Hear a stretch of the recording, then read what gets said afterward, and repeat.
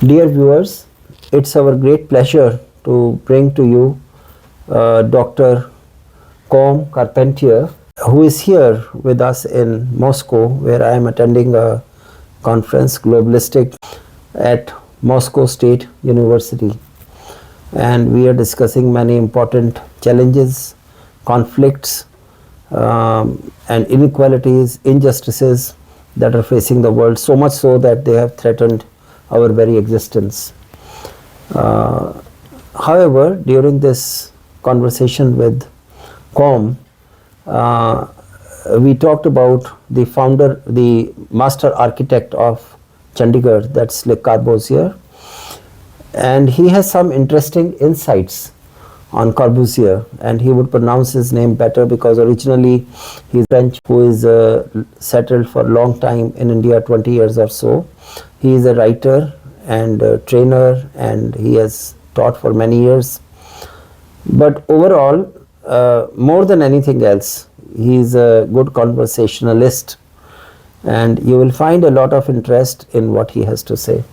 So tell us about Le Corbusier. It seems he was a Swiss, not a French, and he lived on the border of France. I think if you tell the story and about his village, his background, that would be much more interesting for our viewers. Thank you. We came to talk about Le Corbusier because you are from his city in India, Chandigarh, which is probably his biggest achievement.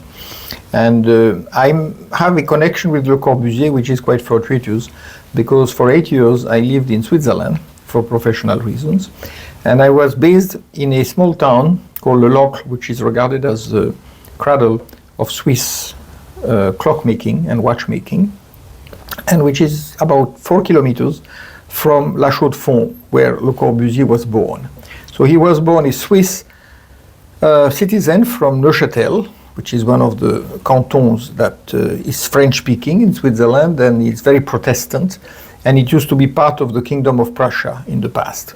So Le Corbusier had this French-Swiss background. His real name was Charles-Édouard Jeanneret, and then he took that name because of a family relation from his mother's side, and he somehow wanted to build for himself a different identity. So I must say, having lived a long time just next to where he was born, and often going to La Chaux-de-Fonds, which is on the French border, I always felt that there was something very cold and very austere about Le Corbusier's architecture and even about his personality, which corresponded to first his Protestant Calvinist background, and to the fact that he was born in a rather gloomy and austere grey stone city in the middle of fir forest in the Jura Mountains, which is not particularly inciting people to be very open and joyous and all, it's a sort of a very reserved and very inward-looking community. Well, you had been mentioning this element of gloom in his surroundings and his life, his birthplace. And when we were talking about Chandigarh being having a lot of grey buildings, you kind of, and many people too, find it very gloomy. But at the same time, in India, Chandigarh is supposed to be the most beautiful city. It is known as the City Beautiful, and it has the modern architecture which our founder fathers of India always wanted to have, such a modern city in Chandigarh. So how do you react and how do you feel about his architecture? First, I would say that Chandigarh is indeed a pleasant city. I wouldn't necessarily call it beautiful in the sense of beautiful buildings of historical variety, such as you find in Delhi or in Mumbai or in Calcutta from different periods. I think Le Corbusier was very much the child of an era where certain scientific or maybe pseudo-scientific idea of how to uniformize human buildings according to certain abstract rules had become a creed in architecture. And he often expressed these views for basically his desire for monotony based on geometric proportions. Of course, he inspired himself upon the golden number, the Fibonacci series, a lot of things which have to do with natural, physical, and also anthropological, anatomic proportions. But this being said, his love for a certain uniformity and a complete contempt for decoration, for ornament, and the belief that everything is in the proportions, and that if you use concrete, then you can change concrete and steel and other metals. You can change a lot of conditions about the way you build. For example, you don't need supporting walls because you can use pillars or columns. And likewise, houses can be entirely covered in glass. You know, you can make transparent surfaces, which looks like a good idea in principle. As you say, you know, people who live in glass houses shouldn't throw stones. But it doesn't always fit well with the climate. But it does provide for a lot of light to come in the homes and buildings, and natural light, which is much better than an AC environment or a very artificially lighted room. So yes, that's true. The pillars are very prominent and the balconies are very prominent. But also he planned huge vacant spaces, big gardens, and the lake. Chandigarh lake is so famous. And it is a lifeline for some of us. Of course. Me and my friends, we walk on the lake every day for an hour or so, and we think that that aura remains with us throughout the day and helps us to, you know, fight many battles in our job or home, because that's a very austere kind of feeling, being in the lap of nature within a sprawling city. Now it's a big city with 4.5 million people, whereas it was supposed to be for about 500,000 people at the most. And you see, hats off to his design, that even now we don't feel a great pressure, even in the center of the city, because I live right in the center of the city. Huge traffic has come up, but pressure is not so much as in other cities of India. So when you say structural, I think he was a modernist. Completely. He drew those straight lines, and all the roads are straight, parallel, and there's kind of geometry involved. Whereas the postmodernism would be slightly different, more innovative, creative. So my son lived in Rotterdam, and I was looking at the houses there. I have also been there. Some are tilted at an angle, some are very different shapes, because they want to break the monotony that you were talking about. Now I want to ask you, you have lived in Switzerland, I mean, many people did not know this fact. I didn't know this fact, that he was born in a Swiss village. But we always knew him as a French architect. The French government has come in Chandigarh and established. I think eventually he took French citizenship, because a lot of his career took place in France, and he died in France. He died on the Côte d'Azur. But this being said, I think he was not, of course, an inventor. In his period, some of his ideas were already gaining currency, and his attachment to a certain, the fact that he wanted to breach with traditions, and that he felt that there was time had come for a new concept of human living, which was inspired by 19th century French socialist thinkers, such as Saint-Simon, who wanted to industrialize society and make all people live in this sort of communitarian units. And this was his dream, which he never could realize, because obviously a lot of people didn't want to live in these kinds of regimented communities where everybody occupies the same space, or at least every person has the right to a certain space. So you only build according to the size of the family, which is not very practical, because you don't know how big the family will be. That's true. So he had all those rather utopian ideas, and in fact he declared himself a utopian, and he also was quite uninterested in local traditions. He felt that time had come for a uniform style of construction, which is not unique to him, because there was a famous Greek architect who was very popular in his days, Konstantinos Doxiadis, who had invented ekistics. And ekistics was a model for new kind of cities, in which pretty much everybody would live in similar shaped buildings, but of course Doxiadis had a much, I would say, clearer aesthetic sense than Le Corbusier. But Le Corbusier inspired a lot of people like Oscar Niemeyer, who designed the capital of Brazil, Brasilia, who had the same concept of putting everything on pillars or on stilts, you see, Yes. so that you had open space at the ground floor and everything was above. Now, what you said about the lake is very true, and I'm glad he made that lake. But remember, Indian rulers, right back to the Middle Ages and even Yes. before, Gardens. they always created lakes in their cities, And Udaipur, gardens. Bhopal, and gardens, of course. So the whole Mughal concept, gardens. exactly, and the Hindu gardens, which are described even in the Ramayana, you know, Yes. the gardens of Ayodhya, Yeah. and all that. So these concepts are very old, and they are good. Common sense ideas, you know. But it makes the city breathe. Yeah, it does. You see, there's rivers, and rivers are like the arteries, Yes. and then trees are like the lungs, and so they keep the air pure. And you know, I looked at Chandigarh from some high buildings. There's a nice hotel, Shivalik Hotel. You go to the 7th floor, and you have lunch or dinner there, and you can see the whole Chandigarh. It's all you see lots of green on the top of buildings. Yeah. You don't see buildings; you see the trees. Yeah. So, of course, there are many salient points of his architecture, but I'm not qualified to discuss them. But I want to know, because you come from you have stayed near his village for a long time.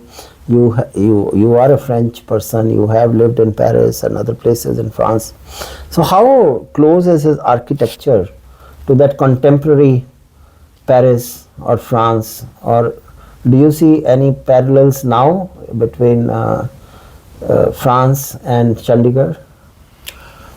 Well, France is a very old country, so lots of buildings go back at least 150, 200 years, and many of them go back to the 18th century. They are regarded as a grand period. 17th, 18th centuries are the grand periods of French architecture, and they have remained influential even today. Of course, since then, France has built a lot of very modern buildings, including skyscrapers, and they have no particular connection with France. They are just skyscrapers everywhere. You know, in fact, they sometimes are uglier. Yeah, but Corbusier didn't create many skyscrapers except the Secretariat building, which was only 7 floors. Yeah. And No, he didn't believe in that. He believed in this sort of units, self-contained, spreading over vast areas. I don't think he was into vertical. because I have been in Chandigarh from the age of 1, and I have appreciated my life in this wonderful city, which I've seen growing in front of me. Most of Chandigarh was constructed in front of me.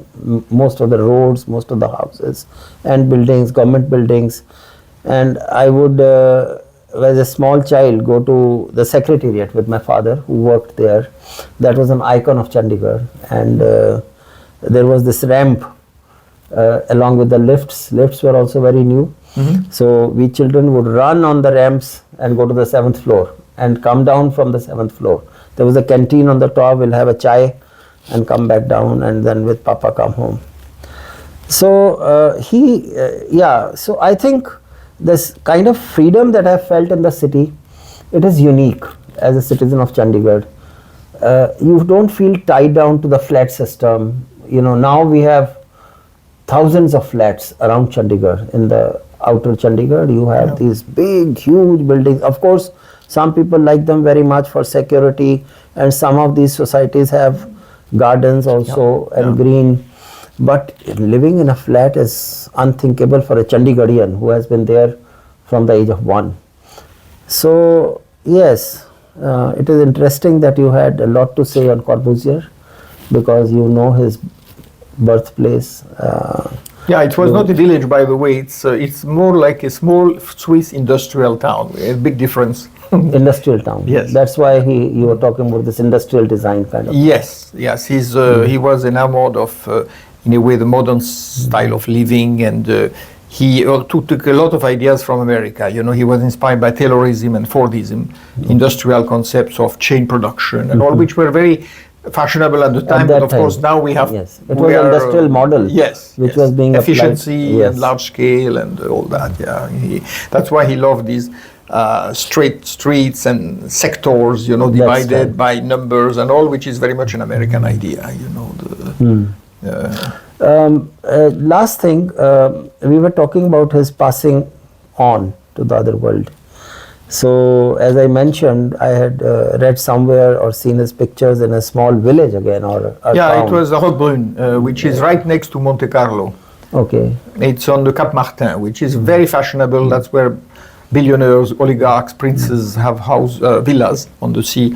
But he had a little cabin there, That's right. wooden cabin. Yeah, that's where That's- he had designed and built himself according to his conceptions. Yeah. Yeah, I think we can show the viewers the cabin also along with this. So, why do you think he went to this place, and I think he lived alone there or something? I believe so. In his last years, yes. He was a fairly lonely man. I think he was not a very social individual. And he was reputed as being aloof and perhaps arrogant. But the fact is that he certainly did not want to go back to those rather austere mountains that he had spent his first years in. He obviously was fascinated by light, the Mediterranean, the sea. Yes. That's why he built in Marseille, La Cité Radieuse, which means the radiant city. And he certainly wanted to be in the sun. He didn't particularly want to live in a sort of northern place. So, having given birth to this new concepts of new cities, he chose to live in a wooden cabin at the end of his life. That's what they say. Architects who build skyscrapers, they never want to live in a skyscraper. They want a villa somewhere, preferably 18th century. Well, thank you very much, Dr. Carpentier. If you have some other things to talk about Chandigarh or Corbusier for the interest of our listeners, you're welcome. Final comments or any other incidents you remember about him? I know that Le Corbusier has been criticized for his apparent sympathy for certain ideas that now appear rather outrageous, like eugenism, improving the human race through careful selection of breeding. And in that sense, he was probably, today we would regard him as far right wing, but far right wing not in traditional conservative sense, more like very much attracted to new forms of society which are run in a very administrative way without popular participation. And of course, as a Swiss, you can sort of understand that because they say the Swiss have no politics, they only have bureaucracy. We were talking about this most famous town in Switzerland, Copenhagen. What was the town we were talking about? La Chaux-de-Fonds. You mean the one where he was born? No, you said he would see it being dismantled and... Oh no, that was in Sweden. Yes, that was the capital, Stockholm. He said, I would raze it to the ground because I think it's a terrible thing, these 18th century, 17th century cities, and I would build it exactly like anywhere else, because we don't need to have separate styles for different places. And of course, that was considered quite outrageous. And in fact, what I realized later is that some architects who were not Le Corbusier but who were inspired by him, they actually pulled down some very nice old buildings in the traditional Swedish Dutch style, because the Swedes took a lot of ideas from the Dutch in the 16th century from the 16th century onwards, and yet they decided to build things that were in the Corbusier spirit, which is why Stockholm has lost some of its character. Although fortunately it keeps a core of the old city, which is the main still attraction. Well, right, and unfortunately they spoiled some of it, and that was the unfortunate legacy of Le Corbusier. So the lessons we get from this discussion is that it's good to have uniformity, good to have some order, good to have some uniformity in a way, but at the same time we have room for innovation and creative outcomes, whether it is in architecture or in thinking, to avoid stereotypes. I think there is a way to adapt the old to the new, or vice versa. Follow some patterns of the traditional art and spirit, but create adaptations of it which are successful. I mean, we have these rules now in many historical cities where you can build, but you have to stick to certain standards. Yes. And until 20 years ago, that was not the case. In Paris, for example, a lot of very beautiful buildings have been defaced because next to them you have this horrible glass and concrete structure, Yes. which has nothing to do with it, and yet at that time it was regarded as a great innovation because it was modern and it was like Yes. America, so everybody wanted to have buildings looking like American buildings. Now we know better, so we try to say, okay, no, there are certain rules you have to stick to. I mean, the Prince of Wales, the current king, Charles III, had a very positive influence in British architecture because he really tried to highlight and protect the old styles of English city. I think that was the case with Russia. Since we are sitting in Moscow, they wanted to have these grand, tall buildings to show the world that they were strong and powerful, and to have different facilities in these buildings, very big shopping complexes, residential places, offices, and that's why I think they invited Corbusier to come to Russia even and to create one of such buildings, and Stalin created 6 or 7 of them, and they are known as the fairies of Moscow.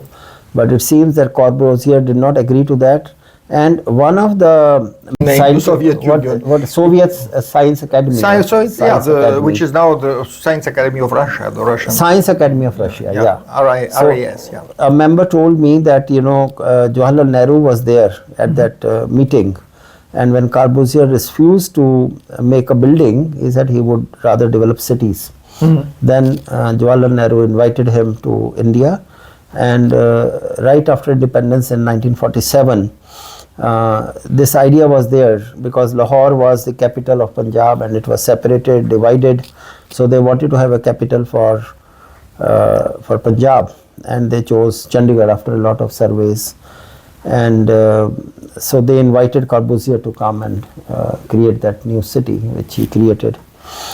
But this is, I can't confirm this was told to me by a member of the Science Academy. But it is interesting that we see some structures like that even in Moscow. Big structures with glass and concrete. And by the way, this came after Stalin, you see, because Stalin was a traditionalist. He had been brought up as to become a monk. And he kept this great admiration for Russian imperial architecture. So if you look at the 7 fairies built under Stalin's instructions, they do reflect very closely the spirit of the palaces of the Tsar, in terms of the majestic, the statues, and it's only after Stalin, when Khrushchev came to power, that they attempted to duplicate or imitate the Western contemporary styles with glass, concrete. And as you know, since Russia has gone back to being Russia, they have pulled down a lot of these buildings. I remember staying at the Hotel Rossiya, which was right next to the Kremlin, and it was an eyesore because it was so completely out of character with the whole Kremlin and Red Square. That they, of course, when exactly, then one of the first things they started planning after the counter-revolution took place, they said, we have to get rid of this because this is defacing the entire architectural, sort of galaxy of these buildings, which are wonderful. And they did, and they pulled it down. It was a huge hotel, but... that again goes back to kind of uniform design, which Corbusier did. Because the whole Chandigarh, you feel comfortable. It's similar, if not same. Many people find it very difficult to navigate in Chandigarh. Because it all looks same. Exactly. That's one of the problems, to find your way when you are always finding the same buildings. But even inside the Kremlin, they had built this palace of the Soviets, which was another completely characterless building, pretty much in Le Corbusier style. That is also gone now, Thank you very much, Mr. Carpentier. And thank you for your time after all this long day at the conference with insightful remarks by you and other speakers. I think this small talk would benefit the residents of Chandigarh and people of India, because Chandigarh is still a darling in the country. And the viewers are free to send their comments to us. Thanks very much. Thanks a lot. It was great having you with us. It was nice. Thank you.